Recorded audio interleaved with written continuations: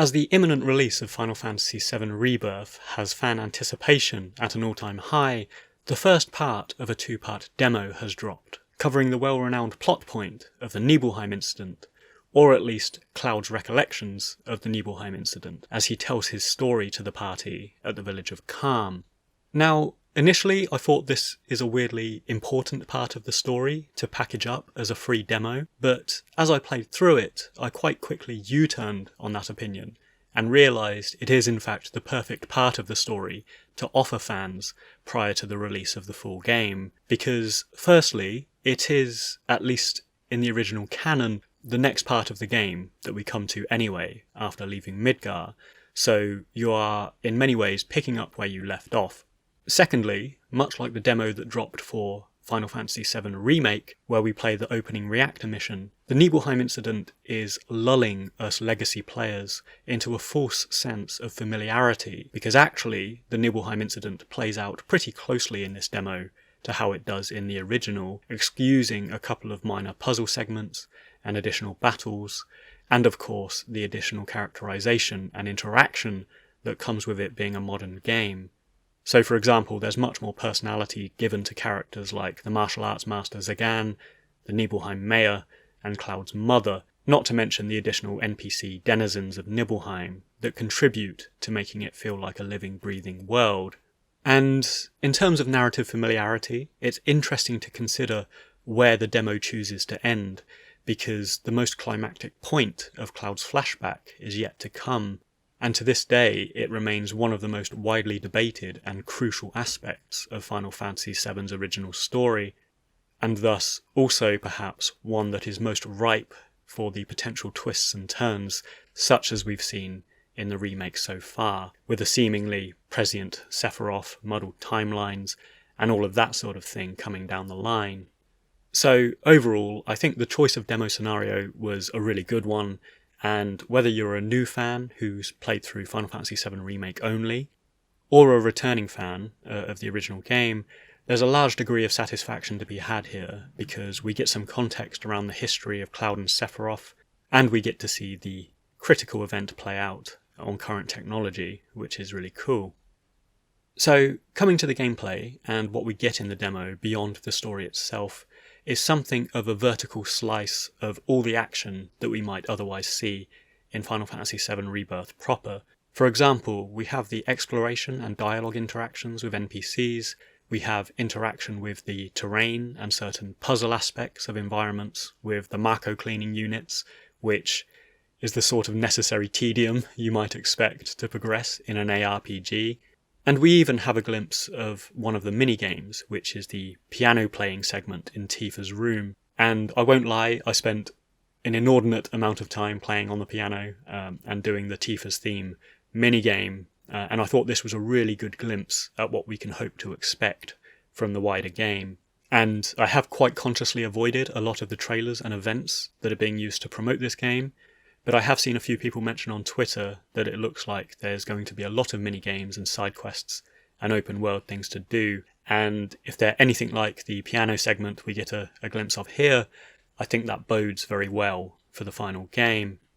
Moving on, the next major gameplay element we get to indulge is of course battling monsters. And by the way, I was pleased to see that they are referred to as fiends in this game, which is a bit of a nod to Final Fantasy X's terminology, but I always liked this as a term for the monsters in the Final Fantasy games. So the fundamentals of battle play out quite similarly to what we've experienced in Final Fantasy VII Remake already, and the option to choose between action-based battle or classic ATB battle, it does remain, and it is a player-determinate choice. But one of the major things that we've seen, which again I think bodes well for the party-based gameplay, which as I discussed in my remake review, I think that was fantastically modernised and translated in these new Final Fantasy VII games anyway. And what we now have in Final Fantasy VII Rebirth are these teamed up power moves called synergy abilities, where in this instance in the demo, we have Cloud and Sephiroth delivering a cinematic joint attack together based on a contextual trigger in battle.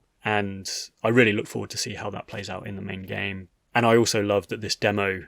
showcased the synergy moves in a boss fight with the cameo of Materia Keeper, which was one of the more stressful bosses in the original game. and I thought it was great that they transplanted it and brought it into the chronology of the Nibelheim flashback. Now, on the note of Sephiroth, one major difference from the original game is that he has become playable in battle, and while in the original game his battle commands were automated and he just delivered an obscene amount of instant kill damage to enemies, he's now instead a playable character, and often actually the default combatant when we enter battle mode. And so he has a much more moderate amount of health, he has a moderate amount of attack damage compared to the original. And I really feel a bit mixed about this, which is quite funny, because back in 1997 I would have done anything to be able to play as Sephiroth in the original flashback. And I remember my friend having one of these really hacky Game Shark sort of cheat cards that you could plug into the PlayStation 1 that enabled obscene cheats like playing as Sephiroth right up until it crashed your game. But this is how desperate we were to sort of do these things and play as Sephiroth and get these crazy cheats for certain video games. But now that I look back on it, I think that the unplayable aspect of Sephiroth really added to his mystique and menace and this unknowability of his character that followed him through the story, and also this extreme strength that we saw in his high-powered attacks and his using of top-tier magic in the original. While instead in Rebirth, and the changes that have come with Sephiroth being more present and more pronounced, that we saw obviously in the remake as well, they've opted to open him up, make him playable, and I suppose focus the sequence more on rewarding action gameplay rather than building this character a certain way through opaque unplayability and obscene strength. So it was a bit weird for me seeing Sephiroth as this soldier first class doing average amounts of damage and using first tier magic like fire and thunder, when we all know, and all other indicators and character interactions position him as one of the strongest soldiers in the world. A final note on Sephiroth and Cloud's characterization. The closing moments of the demo and Sephiroth's descent into madness, I think, were done pretty well. In fact, I really like the additional conversation and context we had leading up to this, where they are discussing the Nibelheim reactor, how it was the first reactor, how it was given to Hojo's R&D department rather than urban planning, and all of this information that just contextualizes why these experiments are being done there, which isn't immediately clear in the original game. When it came to Sephiroth's partial breakdown inside the reactor, when we see the monsters, I felt that the dialogue delivery was a little bit hammy for a character of Sephiroth's caliber, and likewise, shortly after when he shoves past Cloud to exit the Shinra mansion, I was surprised that they didn't use the same aesthetic balance of silence followed by the haunting Those Chosen by the Planet soundtrack to kick in when he says he's going to see his mother, because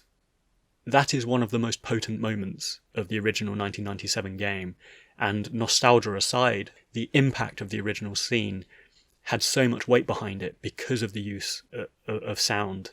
and tone, and I still think it has more emotive weight behind it being delivered in the way it was compared to this one. But that being said, it's still very good, and I think that the way the demo closes off with Sephiroth disappearing into the flames, as has so often been iconically recreated through the Final Fantasy VII anthology, it just polished off the demo in a really strong way. Now, interestingly, aside from all the prompts to purchase the game within the demo, around the demo, there is a Junon-based demo being teased in this demo download too, and reading around it, it seems that while this first demo has played it safe in familiar territory with a known scenario, the second demo may well depart from the source material a little bit and go more directly into Rebirth territory. And indeed, instead of offering scenario-specific story, it looks like it's going to show us a bit more of the open world, the party-based gameplay, and all of that other stuff that the game has to offer. So, really looking forward to that. But to conclude on part 1 of the Rebirth demo, the Nibelheim Incident, I think it was very competently made, but ultimately narratively unrevealing and quite safe, familiar territory for us to explore prior to the release of the full game.